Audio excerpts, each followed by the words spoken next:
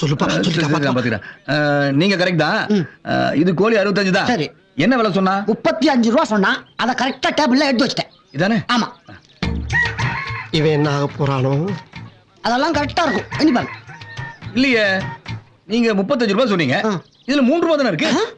என்ன இவனும் குழப்புறா? என்னங்க சொல்றீங்க? இது கொடுங்க. ஒரு தாளை கொடுங்க. இது 20 ரூபா தாளு. இதுல 20 1 ரூபா இருக்கு. இது 10 ரூபா தாளு. இதுல 10 1 ரூபா இருக்கு.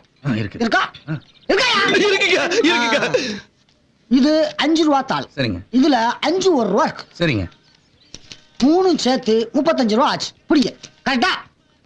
என் கோழி மீதி 60 எங்க? என்ன ரெண்டு பேருமே பேசாம இருக்கீங்க?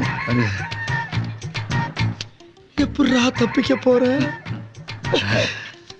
சார், உங்க பேர் என்ன சார்? மருத முத்துக்கால.